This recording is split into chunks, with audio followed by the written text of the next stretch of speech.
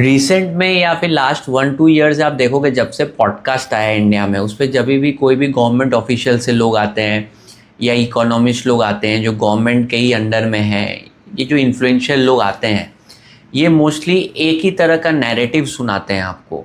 ये क्या बोलते हैं कि इंडिया जहाँ पे अभी है, चाइना 20 ईयर्स पहले था। आपने देखा होगा ये पैटर्न, सेम चीज़ बोलते हैं और आपको एक स्टोरी सुनाते हैं, आपको एक फ्यूचर अच्छा होते हुए दिखाते हैं कि इसी तरह अगर हम चलते रहे तो 20 ईयर्स बाद भी हम वैसे हो जाएंगे। लेकिन कोई भी ये बात नहीं करता कि चाइना ने क्या इनपुट्स लिए थे, ठीक है, क्या हम भी वो इनपुट्स ले रहे हैं।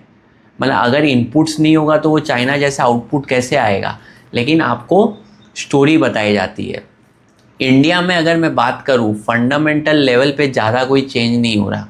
मैं अगर आपको बताऊँ, मैं कैलकाटा में बॉर्न एंड ब्रॉट अप था, तो अभी भी बचपन में भी कैलकाटा जैसे ही था, आज भी मैं वहाँ जाता हूँ वैसे ही है। चलिए कैलकाटा छोड़ दीजिए, मुंबई में भी मेरे कुछ रिलेटिव्स रहते थे, तो छोटे में भी मैं जब आता था तो उनको वही प्रॉब्लम होती थी, 1.5-2 घंटा ट्रेन में धक्का खा के जाना पड़ता था। आज मुझे भी वही प्रॉब्लम फेस करनी पड़ रही है। तो इससे क्या पता चलता है, कंट्री जो है ना फंडामेंटल लेवल पे उतना आगे नहीं गया है।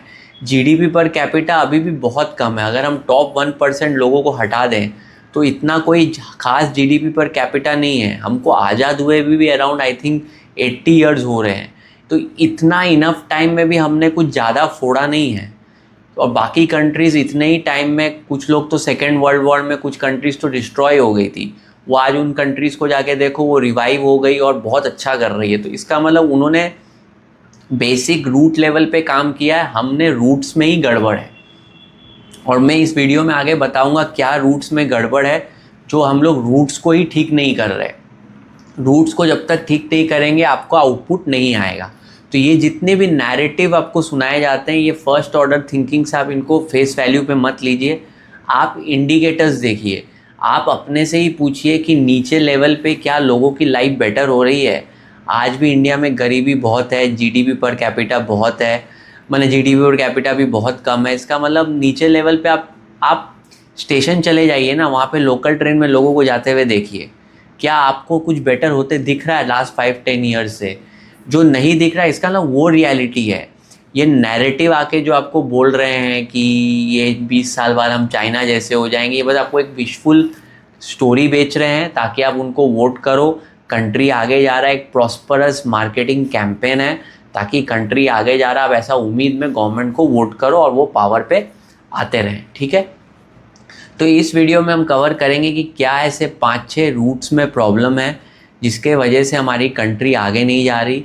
और आई थिंक नेक्स्ट जनरेशन और उसका नेक्स्ट जनरेशन भी हम पुअर ही रहेगा। उल्टा नेक्स्ट जनरेशन को और प्रॉब्लम सहना पड़ेगा, अनएम्प्लॉयमेंट और ज़्यादा बढ़ेगी because of AI and everything. तो उनको और प्रॉब्लम सहना पड़ेगा, इन्फ्लेशन भी बहुत बढ़ रहा है। और नेक्स्ट टू नेक्स्ट क्या है, इनटू द इन्फिनिटी भी आई थिंक हम लोग एक second world country, third world country रहेंगे।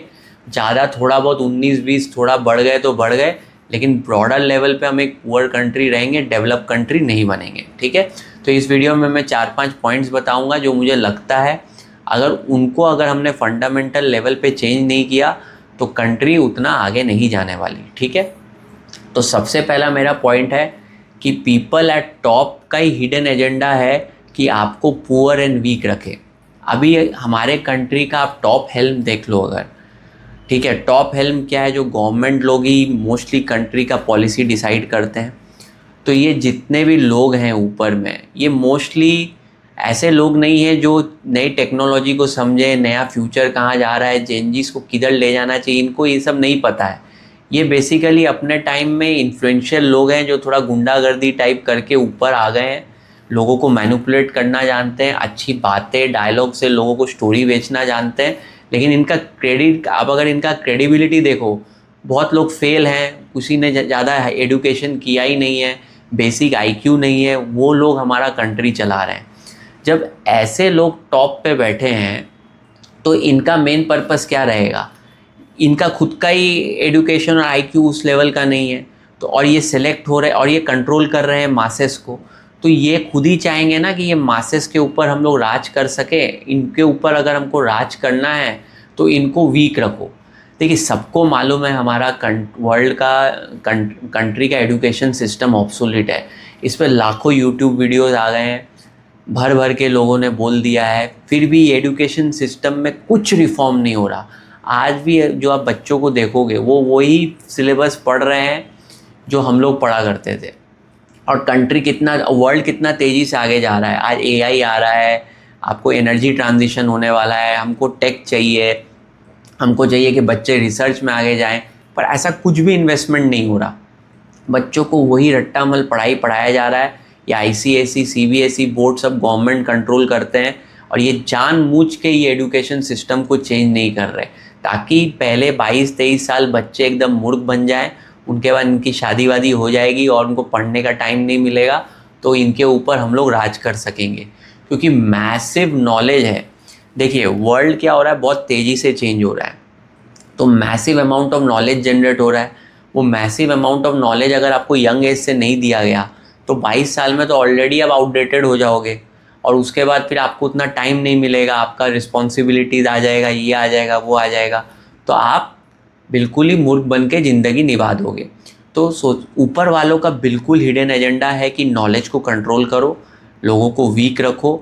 सबको ही बोलते हैं यूट्यूब पे आके कि एजुकेशन सिस्टम ऑब्सोलेट है, पर कुछ चेंज नहीं हो रहा है एजुकेशन सिस्टम में। सिर्फ भाषण होता है हमारे कंट्री में, पर आप अगर आपका घर में बच्चा है तो देखो क्या पढ़ रहा है।